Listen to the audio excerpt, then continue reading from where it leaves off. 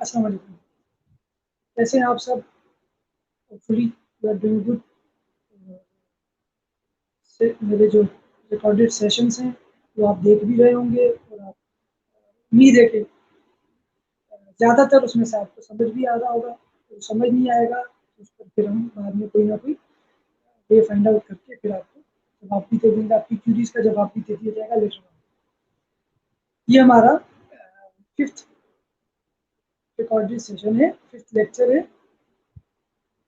जिसमें हम कंटिन्यू करेंगे अपने प्रीवियस जो हमारा लेक्चर था उसमें उसे हमने जहाँ छोड़ा था फोर्थ लेक्चर को, वहीं से हम इसे टेकअप करेंगे।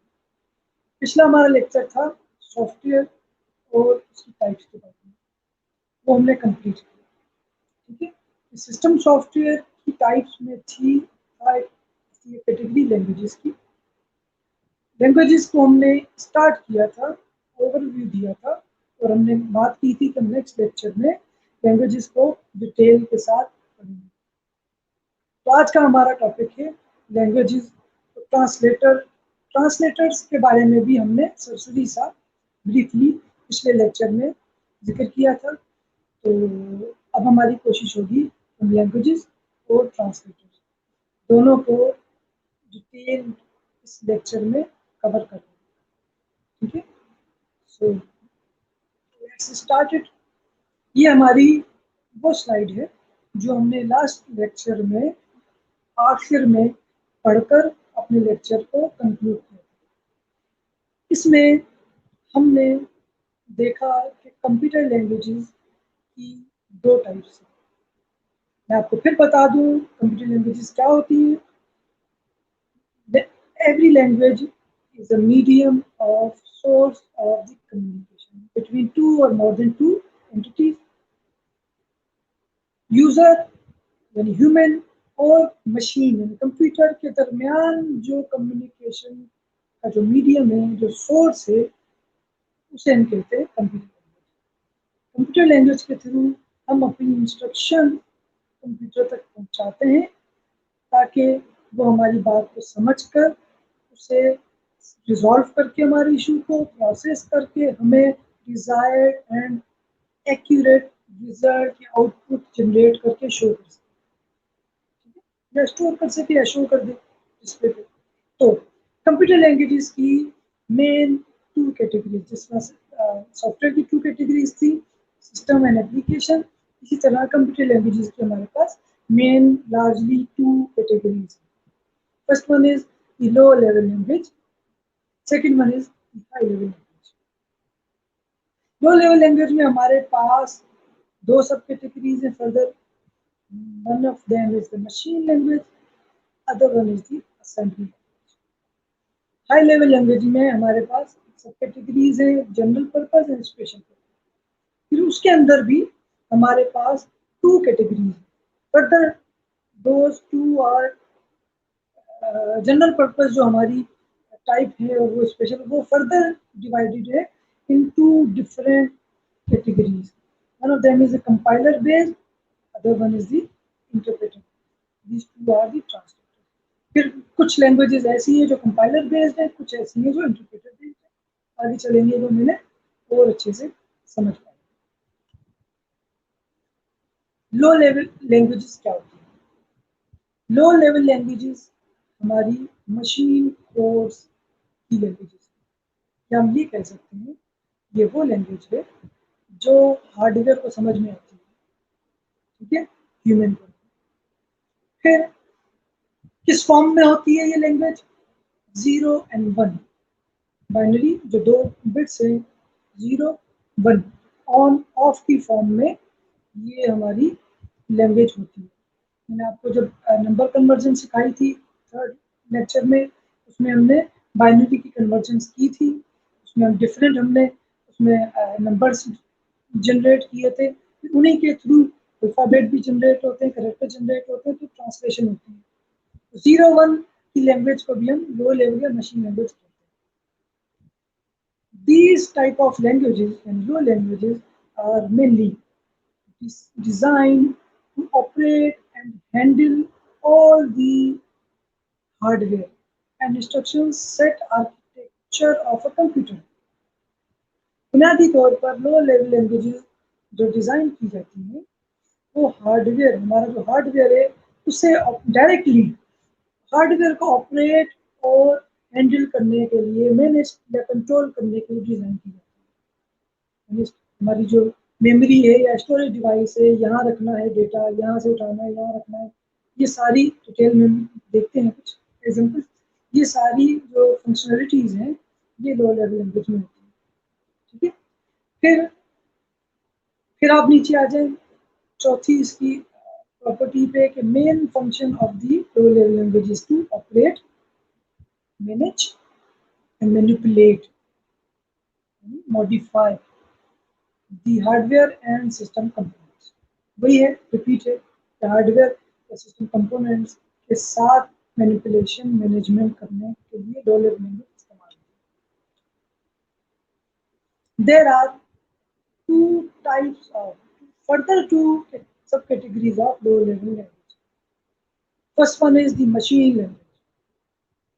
मशीन लैंग्वेज मैंने आपको जनरेशन्स पढ़ाई थी, हिस्ट्री पढ़ाई थी कंप्यूटिंग की, इसमें first generation, second, third, fourth, fifth तक मैंने आपको बताया था।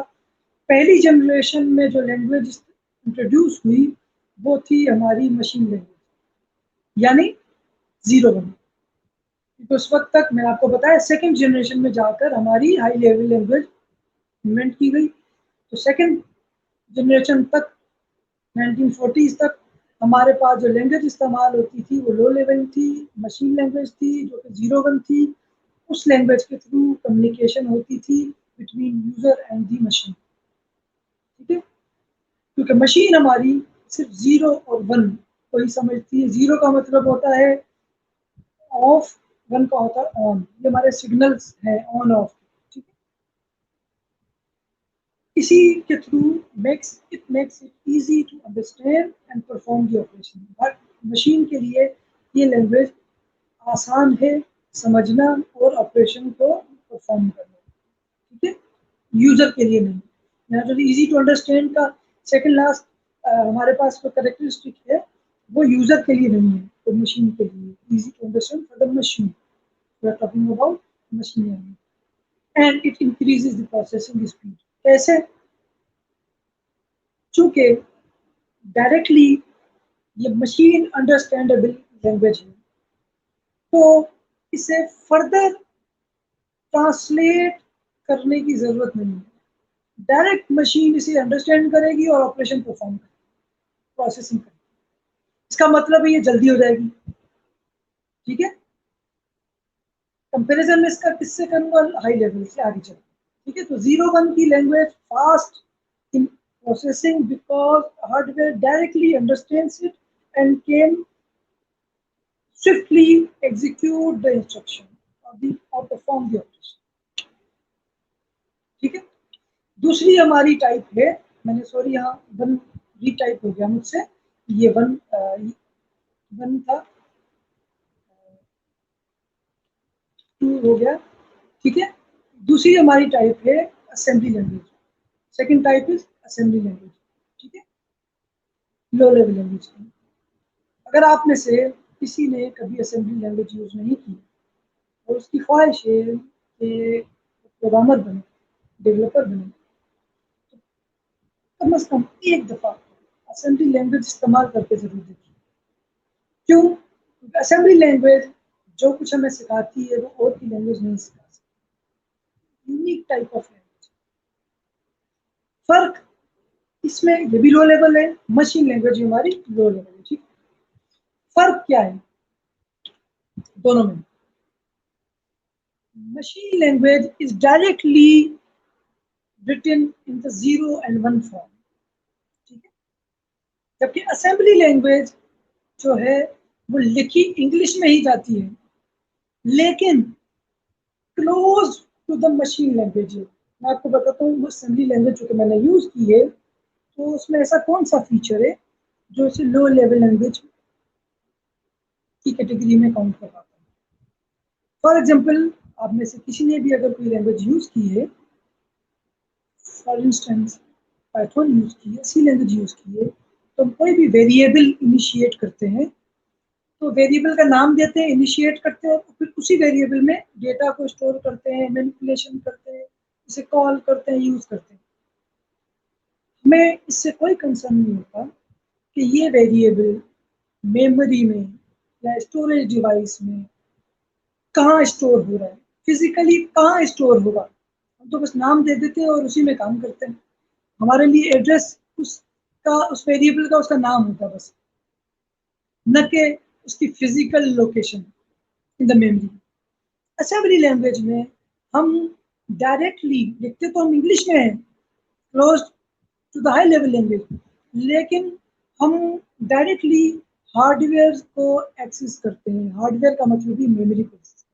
कैसे? इसमें वेरिएबल्स का इस्तेमाल नहीं होता। अगर हमें कोई डेटा टेम्परेरीली स्टोर करना है कहीं during the execution of the program, तो हम बराह रास्त मेमोरी के उस रजिस्टर का नाम लिखेंगे जहां हमने वो डेटा स्टोर करना है। जब मेमोरी की इस फिजिकल लोकेशन पर जाके ये हमारा डेटा या कंटेंट ABC 0 1 2 कोई भी डेटा वहां स्टोर करें। अब इसके लिए जरूरी है कि हमें मेमोरी के रजिस्टर्स के नामों के बारे में बताएं। ये एक ड्रॉबैक है असेंबली लैंग्वेज का, जो आगे चल के जब हम कंपैरिजन करेंगे इसका बाकी लैंग्वेज के साथ, तो वहां भी मेंशन होगा। फॉर एग्जांपल रजिस्टर्स के नाम किस तरह होते थे? Accumulator register, AR। इस एक्यूमुलेटर रजिस्टर में हम कोई भी नंबर सेव करते हैं, digit, only digit. Data register, इसमें हम कोई भी डेटा सेव कर सकते हैं और एक्यूमुलेटर रजिस्टर के बैकअप के तौर पे भी इस्तेमाल होते हैं। कोड रजिस्टर, जिसमें हम कोड्स, लैंग्वेज के कोड्स इस्तेमाल होते हैं, सेव होते हैं जिस रजिस्टर में। इस तरह बहुत सारे रजिस्टर्स हैं। कुछ रजिस्टर्स को हम शायद आगे चल के किसी ना किसी लेक्चर में, अगर हमारा कोई कनेक्टिविटी हुई, तो उसे डिस्कस भी करेंगे। लेकिन फिलहाल इतना जानना काफ़ी है कि असेंबली लैंग्वेज में हम डायरेक्टली हार्डवेयर को एक्सेस करते हैं। लिखते इंग्लिश नहीं है, मशीन लैंग्वेज की तरह 0 1 में नहीं लिखते, लिखते इंग्लिश में ही है, लेकिन डायरेक्टली हार्डवेयर को एक्सेस करते हैं। इसलिए हम ये भी कह सकते हैं कि this language is also known as the mid level और सिंबॉलिक लैंग्वेज। थोड़ा कुछ फंक्शन इसमें लो लेवल लैंग्वेज के, कुछ इसमें हाई लेवल लैंग्वेज के, तो मैं हम इसे मिड लेवल भी कह सकते हैं। ठीक है, ये इसकी कुछ फीचर्स हैं। ये सेकेंड जनरेशन की प्रोग्रामिंग लैंग्वेज है हमारी। मशीन लैंग्वेज थी फर्स्ट जनरेशन की, असेंबली लैंग्वेज हमारी सेकेंड जनरेशन की प्रोग्रामिंग लैंग्वेज।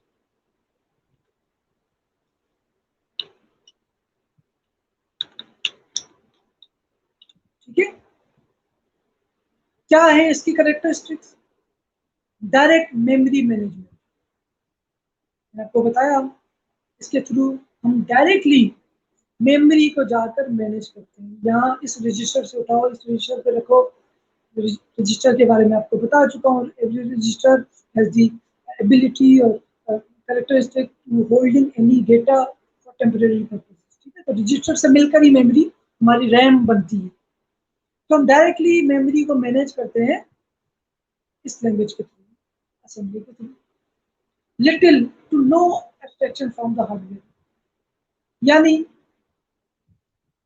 एब्स्ट्रैक्शन तो होगी, यानी ट्रांसलेशन तो होगी क्योंकि हम इंग्लिश में लिख रहे हैं, लेकिन थोड़ी कम होगी हाई लेवल के मुकाबले में, क्योंकि ये मिड लेवल लैंग्वेज की प्रॉपर्टीज कंटेन करती है। ठीक है, पोजेस करती है। रजिस्टर एक्सेस बिल्कुल ठीक है, हम रजिस्टर्स को एक्सेस करते हैं directly. Statements usually have an obvious correspondence with clock cycles. ठीक है, डायरेक्टली हम क्लॉक साइकिल्स की जो हमारी करस्पॉन्डेंस है, हम उसे डायरेक्टली टारगेट करते हैं। सुपर परफॉर्मेंस, लो लेवल के मुकाबले में, मशीन लेवल के मुकाबले में इसकी परफॉर्मेंस बहुत अच्छी है।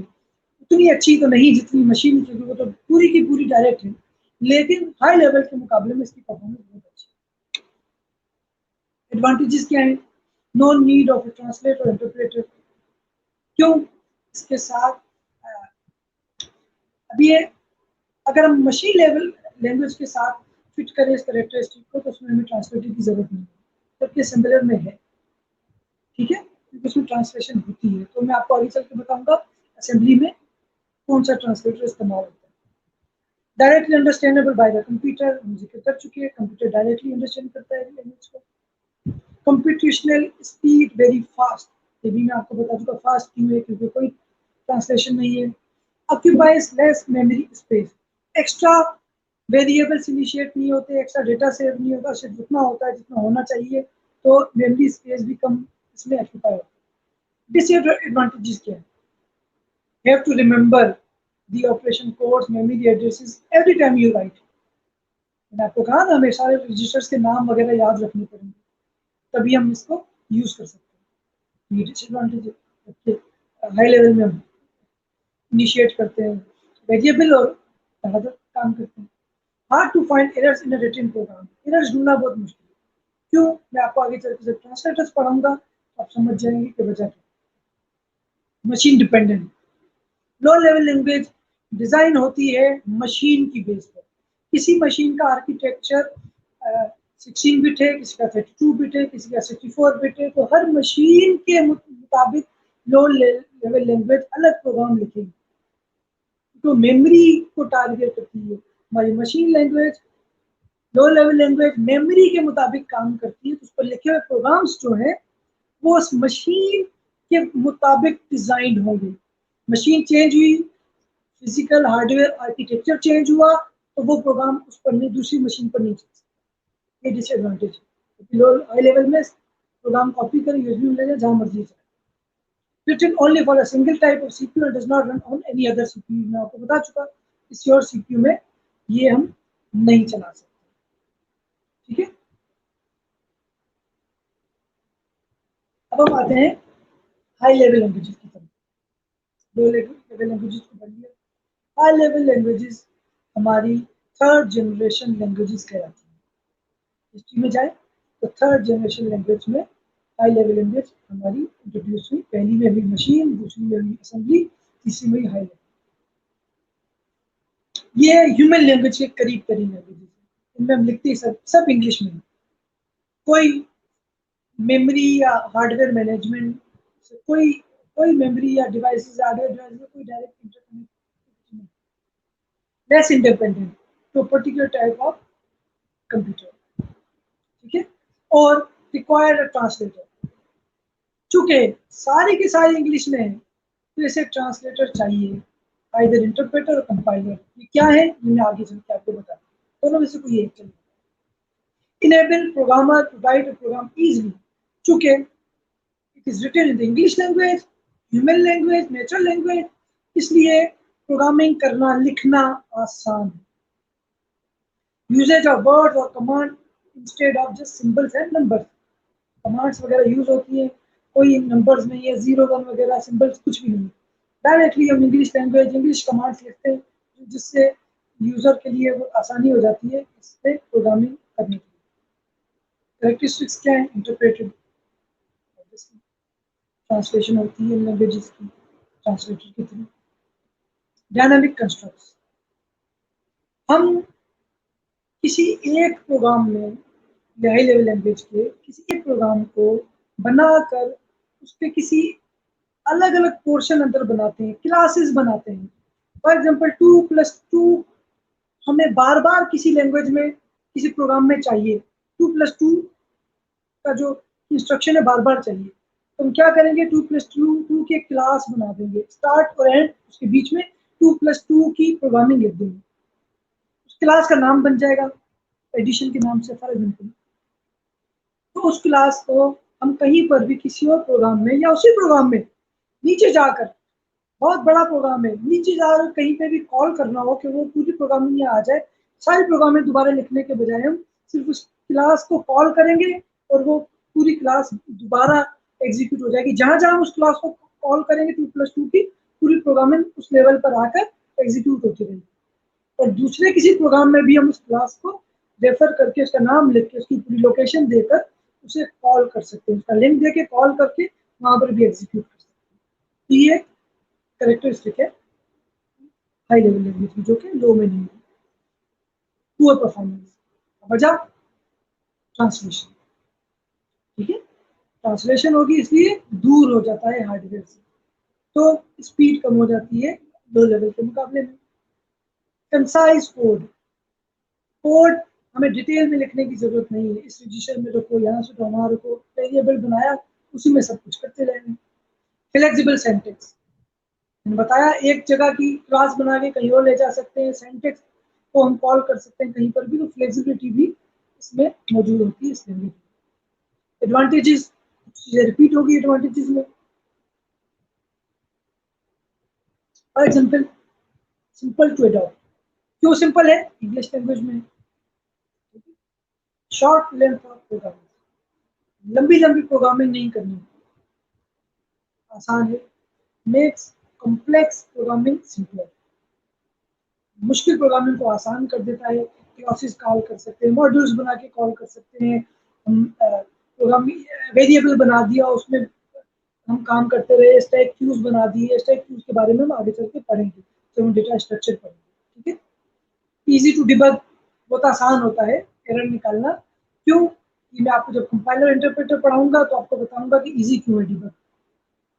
Easier to read, write, and maintain, obviously, since it is written in the natural language, in English language, therefore, it is easier to read, write, and maintain the programs written in the high level language. Machine independence, portable programs होते हैं। एक machine architecture पे बनाया गया programme दूसरी machine architecture पे भी चल जाएगा, क्योंकि वो हार्डवेयर की कॉन्टेक्स्ट में, हार्डवेयर को जहन में रखते हुए नहीं बनाया गया। ठीक है, वो इंडिपेंडेंट है, मशीन इंडिपेंडेंट है। तो लो लेवल में क्या था, एक मशीन के लिए बनाया गया तो दूसरी मशीन पर नहीं चल सकता, क्योंकि आर्किटेक्चर चेंज हो जाता है। ठीक है, इसकी डायरेक्टली कोई कनेक्टिविटी नहीं है हार्डवेयर के साथ, इसलिए हार्डवेयर चेंज होता रहे, इससे कोई गर्ज नहीं, इसमें काम करना है वेरिएबल्स पर। ठीक है, डिसएडवांटेजेस क्या है? थोड़े से हैं, 3 लिखे हुए मैंने। Program written high level use are less efficient as they take more execution time, conversion होती है, टाइम ज्यादा लगता है। ठीक है, ट्रांसलेशन होती है। The compiler also consumes some memory as it is required to the translation process. चूंकि इन लैंग्वेजेस के साथ हमें ट्रांसलेटर भी चाहिए होता है, इंटरप्रेटर या कंपाइलर, तो वो भी अलग से एक जगह ऑक्यूपाई करता है मेमोरी में, ये एक डिसएडवांटेज है। ठीक है, फिर occupy more memory space, obviously overall ही मेमोरी स्पेस ही ज्यादा ऑक्यूपाई करती है, क्योंकि हमने वेरिएबल वगैरह यूज करने तो पर्टिकुलर रजिस्टर पे तो करने नहीं है, तो ये ओपन है। ये हमारी एक डायग्राम है इन लैंग्वेजेस को और अच्छे से समझने के लिए। सबसे पहले आ जाए आप, बल्कि सबसे नीचे आ जाए हार्डवेयर। हमारे पास है हार्डवेयर, सबसे लोएस्ट लेवल है, सबसे लोएस्ट लेयर है हमारी मशीन की हार्डवेयर। उसके ऊपर अगर क्लोजेस्ट जो है उसके करीब तरीन जो लैंग्वेज है वो है मशीन लैंग्वेज। मशीन लैंग्वेज किस तरह होगी? 1001 की फॉर्म में क्लोजेस्ट होगी हार्डवेयर, कोई ट्रांसलेशन नहीं, डायरेक्टली हार्डवेयर उसे रीड करेगा, अंडरस्टैंड करेगा, प्रोसेस करके आउटपुट रिजल्ट जनरेट करेगा। फिर असेंबली लैंग्वेज स्लाइडर फर्दर। ठीक है, असेंबली में एक लेवल की ट्रांसलेशन होती है। असेंबली में देखिए हमने क्या किया, ऐड ए बी, यानी ऐड करो ए को बी में, बी रजिस्टर हम अज्यूम कर लेते हैं। इस तरह से असेंबली लैंग्वेज में प्रोग्रामिंग करते हैं। तो एक लेयर, एक लेवल चाहिए होगा ट्रांसलेशन का असेंबली लैंग्वेज को हार्डवेयर तक पहुंचने के लिए। हाई लेवल लैंग्वेज सबसे ऊपर है, ठीक है, सबसे आसान है। C is equal A plus B, C भी वेरिएबल है, ए भी वेरिएबल है, बी भी वेरिएबल है। कहाँ सेव करता है हमें इससे कोई गर्ज नहीं, हार्डवेयर में कहाँ सेव करता है हमें इससे कोई गर्ज नहीं, वेरिएबल बनाया सेव। सी, सी शार्प, जावा हमारी हाई लेवल लैंग्वेजेस की फॉर्म्स हैं। सबसे दूर है हार्डवेयर से, सबसे ज्यादा ट्रांसलेशन चाहिए, इंटरप्रिटेशन चाहिए, इसलिए सबसे स्लोएस्ट इन परफॉर्मेंस। ये एक और एग्जांपल है हमारे पास डायग्राम के जरिए, जिसके थ्रू हम और आसानी से समझ सकते हैं कि हार्डवेयर के सबसे करीब हमारी मशीन लैंग्वेज है, फिर असेंबली लैंग्वेज है, ये दोनों हमारी लो लेवल लैंग्वेज है। फिर हाई लेवल लैंग्वेज हमारी कौन सी है? ये सबसे ऊपर वाली फोर्ट्रान, सी, पास्कल, जो पुरानी डायग्राम है, इसमें पुरानी लैंग्वेजेस का जिक्र अलावा सी की अब तो नई लैंग्वेजेस आ चुकी हैं, पाइथन वगैरह, जावा, सी शार्प। तो अब वो सारी लैंग्वेजेस भी हमारी हाई लेवल लैंग्वेजेस हैं जो दूर है सबसे ज्यादा हार्ड लेवल। ये भी एक एग्जांपल है और आसानी के लिए ये डायग्राम और ये चार्ट्स वगैरह प्रेजेंटेशन में यूज इसलिए किए जाते हैं ताकि आप आसानी से उन्हें समझ सकें। ठीक है, ये हाई लेवल लैंग्वेजेस हैं सबसे ऊपर। ठीक है, इनकी ट्रांसलेशन करने वाले जो हमारे टूल है वो कंपाइलर है, इंटरप्रेटर है। वो ट्रांसलेट करते हैं इस लैंग्वेज को मशीन कोड में, यानी बाइनरी में, 0 1। लो लेवल लैंग्वेज है असेंबली। असेंबली की ट्रांसलेशन इसी में होती है, ये दूर से होती है 2 लेयर से, करीब से होती है। दोनों की ट्रांसलेशन होती है मशीन कोड में, क्योंकि मशीन कोड बाइनरी ही सिर्फ समझ सकती है। तो फिर आगे जाके इसे अंडरस्टैंड किया जाता है हार्डवेयर। अब आते हैं हम ट्रांसलेटर क्या होता है। थोड़ा बहुत तो ट्रांसलेटर का जिक्र आ चुका, तो आपके पास कॉन्सेप्ट तो क्लियर हो चुका होगा कि ट्रांसलेटर होता क्या है। ट्रांसलेटर, लैंग्वेज का जो ट्रांसलेटर है, कंप्यूटर लैंग्वेज का ट्रांसलेटर, ये अलग से कोई टूल नहीं होता, सेपरेट कोई टूल नहीं है। ठीक है, ये हर लैंग्वेज के साथ बिल्ट इन आता है। जिस लैंग्वेज के साथ भी कोई ट्रांसलेटर होगा उस लैंग्वेज के साथ इंस्टॉल होगा, उस लैंग्वेज के साथ रिमूव या अनइंस्टॉल हो जाएगा। तो ये अलग से कोई टूल नहीं है, बताने का मकसद ये है ट्रांसलेटर। और हम ऐसा भी नहीं कर सकते कि लैंग्वेज कोई हो उसके साथ हम ट्रांसलेटर कोई और यूज कर लें, जो है वही यूज होगा, हम उसमें मॉडिफिकेशन नहीं कर सकते। ट्रांसलेटर बुनियादी तौर पर लैंग्वेज में लिखी हुई प्रोग्रामिंग को ट्रांसलेट करता है मशीन लैंग्वेज में, यानी बाइनरी, 0 1 में। ठीक है, ताकि हार्डवेयर उसे पढ़ सके, मशीन या सिस्टम उसे पढ़ सके। ठीक है, और लैंग्वेज में वो टाइप होते हैं प्रोग्राम्स जिन्हें ट्रांसलेट किया जाता है। ठीक है, ये जो लिखा हुआ है स्लाइड में, ये सारी कैरेक्टरिस्टिक्स हैं ट्रांसलेटर। ठीक है, जो मैंने आपको जुबानी बता दी या आपकी याददानी के लिए है, जो भी लिखी हुई है। ठीक है, उसके अलावा ट्रांसलेटर क्या करता है, सबसे लास्ट जो हमारा पॉइंट है इसमें, ये सबसे आखिरी वाला, ये डिफरेंट है, इस पर अभी हमने बात नहीं की। अभी तक जितना भी हमने ट्रांसलेटर को जिक्र किया उसमें हमने बाकी सारे जितने भी कैरेक्टरिस्टिक्स थे, फीचर्स थे, वो पढ़ लिए। अभी तक हमने सिर्फ लास्ट पॉइंट है इस पर बात नहीं की, ये है detects and reports the error during translation.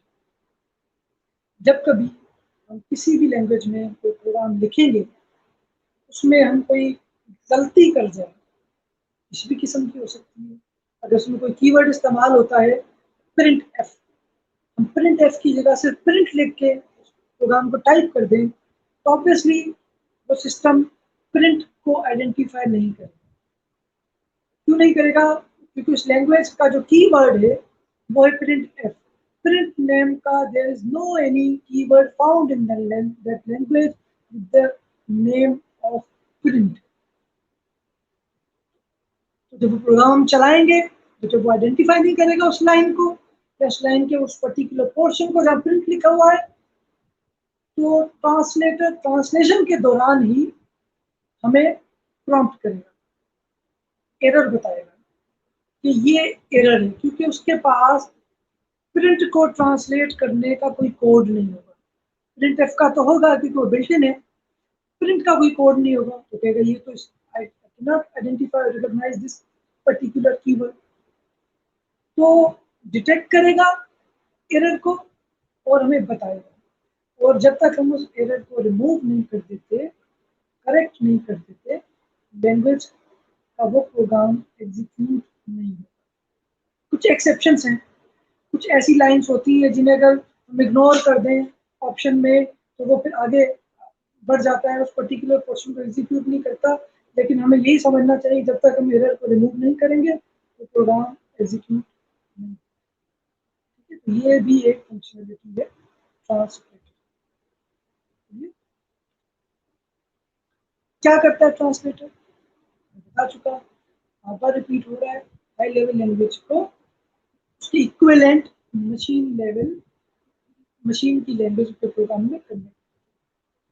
ठीक है, providing diagnostic messages wherever the programmer violates the specification of the high level language program। वही जहाँ कहीं हमने वायलेशन की उस लैंग्वेज के प्रिंसिपल्स की, उस लैंग्वेज के सिंटैक्स की, उस लैंग्वेज के कीवर्ड्स की, तो वो हमें बताएगा, डायग्नोस्टिक मैसेजेस देगा। कंपाइलर का अलग तरीका है, इंटरप्रेटर का अलग, रूम में भी आपको आगे चल के बताऊंगा। ये आप देख लें। Easy for programmers to understand contains English words। Translator उसे ट्रांसलेट करेगा, the computer's own language, binary number all ones and zero translate. Translator 3 types के होते हैं। First one is compiler, interpreter, singular. हर लैंग्वेज के साथ तीनों में से कोई एक, ओनली वन कंपाइलर और सॉरी ट्रांसलेटर इस्तेमाल होता है, जो बिल्ट इन होता है, उसे चेंज नहीं कर सकते। कंपाइलर क्या होता है, कंपाइलर भी ट्रांसलेटर है। कंपाइलर पूरे प्रोग्राम को इकट्ठा पढ़ता है एक ही साथ, पढ़ने के बाद हमें लास्ट में एक समरी जनरेट करता है।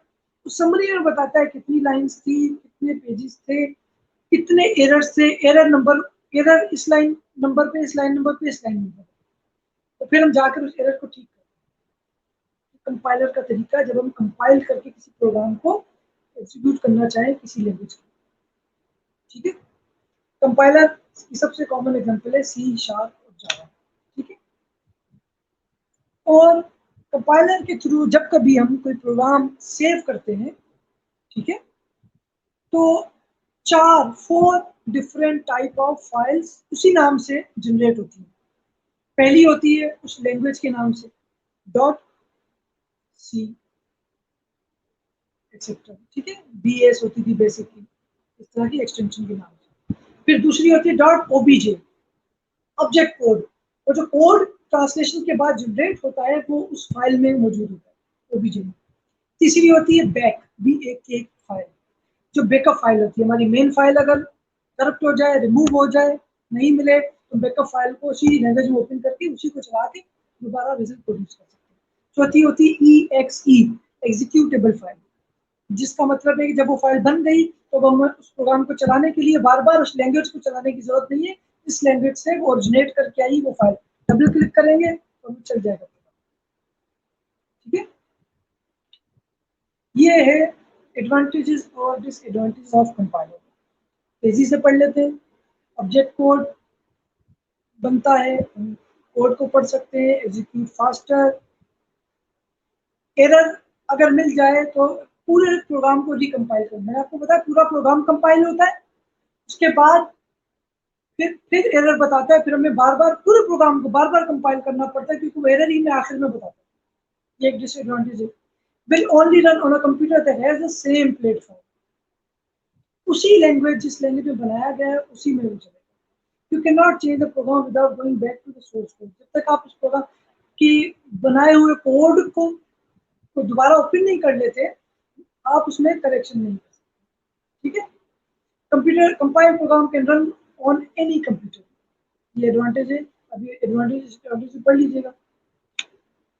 Interpreter, second type of translator, used to convert program, ये भी ट्रांसलेटर है, डिफरेंट लैंग्वेजेस के साथ इस्तेमाल होता है। विजुअल बेसिक और पाइथन इसकी सबसे कॉमन एग्जांपल्स हैं। ये लाइन बाय लाइन पढ़ता है, कंपाइलर इकट्ठा पढ़ के हमें एरर बताता है समरी में, ये लाइन बाय लाइन पढ़ता है। जिस लाइन पर एरर आएगा वो वहां रुक जाएगा और कहेगा इसको ठीक करो, ठीक करेंगे, फिर वो आगे बढ़ेगा, जिस लाइन पे एरर आएगा फिर वो वहां रुकेगा। तो इसका डिफरेंट वे मैकेनिज्म है ट्रांसलेशन का in comparison to the compiler. ठीक है, और फिर हर लाइन पर हमें रिपोर्ट करेगा कहाँ गलती है। ठीक है, तो ये डायग्नोस्टिक टूल जो है हम कह सकते हैं कि कंपाइलर के मुकाबले इसका बेहतर है। ठीक है, क्योंकि ये कन्वर्ट करता है one instruction at a time. तो जिस कन्वर्ट जो इंस्ट्रक्शन कन्वर्ट कर रहा होगा एरर आएगा वही रुक जाएगा। ठीक है, ये इंटरप्रेटर के एडवांटेजेस और डिसएडवांटेजेस। ठीक है, यूजफुल है for program develop and there is no lengthy recompilation. बार बार पूरे प्रोग्राम को कंपाइल नहीं करना पड़ता अगर एरर आ जाए तो। एक ही लाइन में बताएगा, हम उस लाइन को ठीक करेंगे फिर आगे बढ़ेगा। अपने कंपाइलर में पूरे प्रोग्राम को कंपाइल करते हैं, इजियर टू यूज। फिर कुछ एक डिसएडवांटेज की भी बात कर सकते हैं। The programmer may run slower because each statement has to be translated every time it is encountered. ठीक है, अच्छा, इसमें इंटरप्रेटर जब किसी प्रोग्राम को सेव करेगा, ट्रांसलेट करेगा, तो इसमें ओबीजे और एक्जी फाइल नहीं बनती, सिर्फ बैकअप और एक्चुअल प्रोग्राम फाइल बनती है। कंपाइलर में 4 फाइल बनती है, actual program, backup, OBJ, executable. इसमें से 2 बनती है, एक्चुअल प्रोग्राम और बैकअप फाइल, बस। ओबीजे और एग्जीक्यूटेबल नहीं बनती। ये हमारे डायग्रामिक डिफरेंस है between compiler and the interpreter. ठीक है, बहुत क्लियर है, मैं आपको एक्सप्लेन भी कर चुका है कि कंपाइलर किस तरह काम करता है और इंटरप्रेटर किस तरह काम करता है।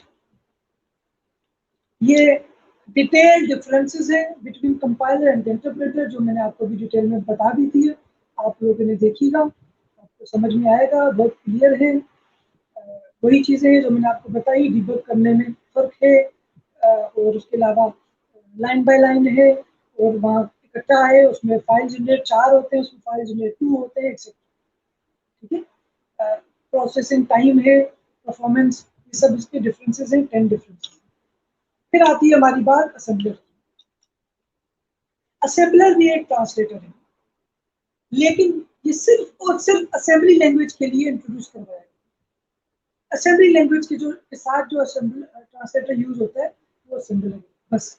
इसकी डेफिनेशन यही है कि ये इंटरप्रेटर कंपाइलर वाला ही काम करता है ट्रांसलेशन का, लेकिन यूज सिर्फ असेंबली लैंग्वेज के साथ होता है, क्योंकि असेंबली लैंग्वेज इंटरप्रेटर कंपाइलर को यूज नहीं कर सकती। तो डिफरेंट है मैकेनिज्म, लो लेवल है, हाई लेवल नहीं है, तो उसके लिए अलग से ट्रांसलेटर बनाया गया, जो कि असेंबलर के नाम से इंट्रोड्यूस हुआ, और वही उसके साथ यूज होता है असेंबली लैंग्वेज के साथ। ठीक है, और उसके मैकेनिज्म को सपोर्ट करता है, हार्डवेयर डायरेक्ट मैनेजमेंट वगैरह के रजिस्टर्स पर डायरेक्ट डेटा को सेव करता है। ये असेंबलर के एडवांटेज डिसएडवांटेज हैं। मैंने आपको बताया कि मशीन डिपेंडेंट होता है, क्योंकि जो भी असेंबली के एडवांटेज और डिसएडवांटेज मैंने आपको बताए, वो सारे असेंबलर के भी एडवांटेजेस और डिसएडवांटेज हैं। मशीन डिपेंडेंट है, ये डिसएडवांटेज है। एक मशीन पर बनाया हुआ प्रोग्राम दूसरी मशीन पर नहीं चल सकता। असेंबली का लो लेवल लैंग्वेज की जो भी डिसएडवांटेज है वो असेंबलर की, क्योंकि असेंबलर ही ट्रांसलेशन का बुनियादी फंक्शन परफॉर्म कर रहा होता है। ये हमारी लास्ट स्लाइड है। इस स्लाइड में आप तीनों इंटरप्रेटर्स, सॉरी तीनों ट्रांसलेटर्स का कंपैरिजन करके उनके सेलेक्टिव सीधा सीधा डिफरेंसेस या कैरेक्टरिस्टिक्स को कंपैरिजन फॉर्म में, कंपैरेटिव फॉर्म में एक्सप्लेन किया गया है, ताकि आप इन्हें पढ़ें, इन्हें समझें कि तीनों ट्रांसलेटर्स में बेसिकली डिफरेंस। आज की इस सेशन में हमने लैंग्वेज का ओवरव्यू किया, तो उसे डिटेल में पढ़ा। उसके बाद हमने ट्रांसलेटर्स को पढ़ा, तीनों ट्रांसलेटर्स के पर्पसेस के बारे में जाना, उनकी एडवांटेज डिसएडवांटेज के बारे में जाना, उनका आपस में कंपैरिजन किया। और आज हमारा ट्रांसलेटर्स का टॉपिक कंप्लीट हुआ, लैंग्वेज का टॉपिक कंप्लीट हुआ। होपफुली आपको मेरा लेक्चर समझ में आया होगा। कोई बात समझ में नहीं आई तो लेटर ऑन जब कभी आपको अपॉर्चुनिटी प्रोवाइड होगी तो you may ask any query, note down कर लीजिएगा। तो बहुत जल्द इंशाल्लाह नेक्स्ट सेशन में मुलाकात होगी आपसे विद न्यू टॉपिक।